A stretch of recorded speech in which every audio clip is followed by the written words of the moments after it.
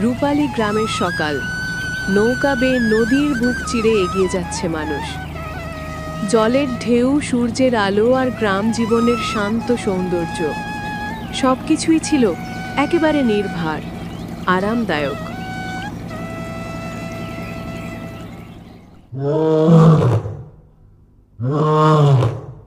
দিদি, কাল রাতেও সেই আওয়াজটা হলো। তুর্য, তুমি আবার সেই আওয়াজ নিয়ে ভাবছো? ওটা নদীর স্রোত বা একটা বড় বন বিড়াল হবে। গ্রামে আজকাল ভয়ঙ্কর বাঘের উপদ্রব বেড়েছে, বুঝলে রতন? আমাদের সবার সতর্ক থাকতে হবে। হ্যাঁ মাস্টার মশাই, আপনি ঠিক বলছেন। শুনলে দিদি, বাঘ, রঙিলা বাঘ। সবাই বলছে ও নাকি সবচেয়ে রাগী আর ভয়ঙ্কর।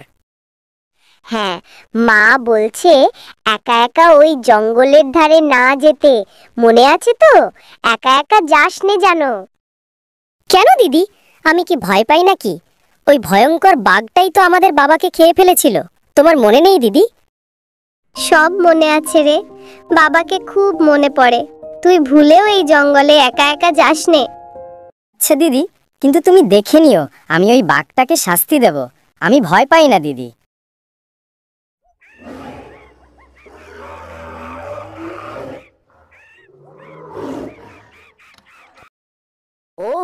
দিদি তো বলেছিল একা একা জঙ্গলের দিকে না যেতে। যদি ওই দুষ্ট বাঘটা আমাকে দেখে ফেলে তাহলে তো আমাকে খেয়ে ফেলবে। না, আমি তাড়াতাড়ি বাসায় ফিরে যাই, না হলে মা আমাকে অনেক বকবে।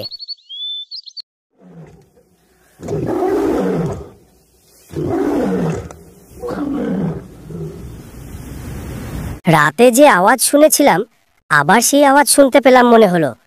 দিদি তো বলেছিল বড় বনবিড়াল হবে, তাই হয়তো ডাকছে।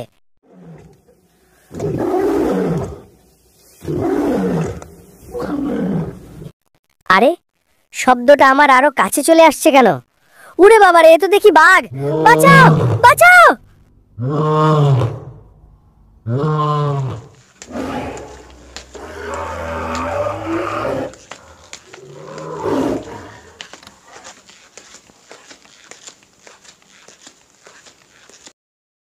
তাড়াতাড়ি এই ঝোপের আড়ালে লুকাতে পেরেছিলাম, না হলে আজকে বাবার মতো আমাকেও খেয়ে নিত। কি ভয়ঙ্কর বাঘ! আজকে তোমাদের ডেকেছি তার কারণ দিন দিন ওই রাক্ষস বাঘের হিংস্রতা বেড়েই চলেছে। যে কোনো সময় জঙ্গল ছেড়ে আমাদের গ্রামে ঢুকে যেতে পারে। কালকে আমাদের তুর্যকে প্রায় মেরেই ফেলতো। তাই আর না, এর একটা বিহিত করো। মাস্টার মশাই, ওই বাঘকে মারার জন্য এই সব লোক দিয়ে হবে না। আমি এক শিকারীকে চিনি, যার কাছে আছে এর সমাধান। কে সেই শিকারী? ডাকো তাকে, বলো এই রূপালী গ্রাম তার অপেক্ষায়।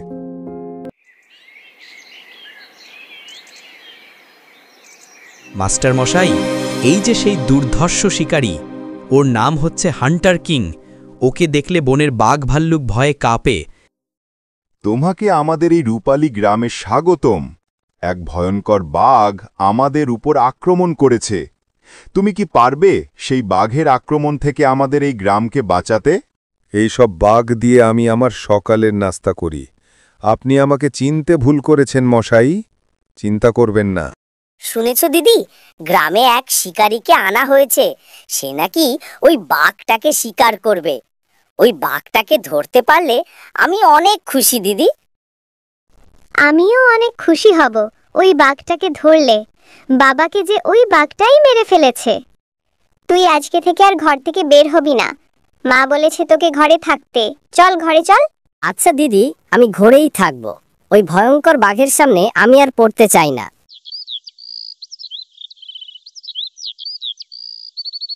গিন্নি, বাজারে যেতে হবে যে।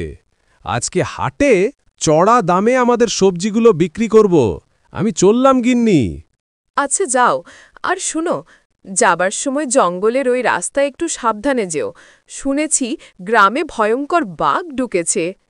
গিন্নি, এই রতন বাঘ ভাল্লুকদের ভয় করে না, তুমি তো জানোই গিন্নি। হ্যাঁ, সে আমার জানা আছে। এখন তুমি যাও তো, সাবধানে যেও। কি যে আনন্দ লাগছে, আজকে হাটে বেশ কিছু টাকা পাওয়া যাবে। যাই, তাড়াতাড়ি যাই। আরে হাটের লোকজন সব কোথায়? কাউকেই তো দেখছি না। সামনে এই বিশালদেহী লোকটাই বা কে? ও ভাই, আপনি কে? হাটের লোক সব কোথায়? আজকে হাট বন্ধ। আমি না বলা পর্যন্ত কেউ ঘর থেকে বেরোবে না। তোমাদের গ্রামকে বাঘের কবল থেকে মুক্তি দিতে আমার আশা। যাও, নিজের ঘরে ফিরে যাও। আমার যে আজকে এই সবজিগুলো বেচতেই হবে, না হলে আমি বেশি দাম পাবো না। এই হাটে না হলে আমি জঙ্গলের ওই পারে গিয়ে বেচে আসব। আমাকে আটকাবেন না দয়া করে, আমরা গরিব মানুষ। ওই জঙ্গলে গেলে বাঘের পেটে যাবে।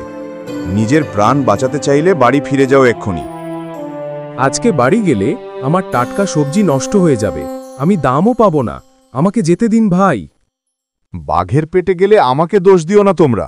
যেতেই চাচ্ছ এত করে, যাও যেখানে খুশি, তবে সাবধানে। জঙ্গলটা আজকে অন্য দিনের তুলনায় খুব শান্ত লাগছে।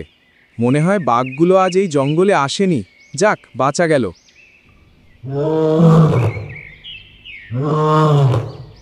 আরে কেমন আওয়াজ আসছে সামনের জঙ্গলের ওই দিকটায়? তাহলে কি? আরে বাপরে, এতগুলো পশুকে মেরে রেখেছে বাঘটা। কি ভয়ানক!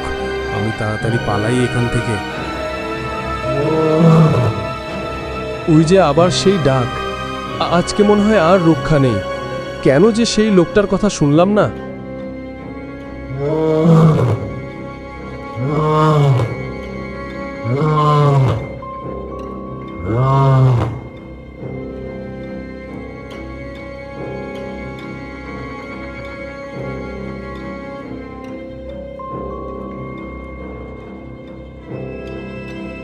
আজকে তোকে পেয়েছি। আজ আমার শিকার থেকে কেউ রেহাই পাবি না।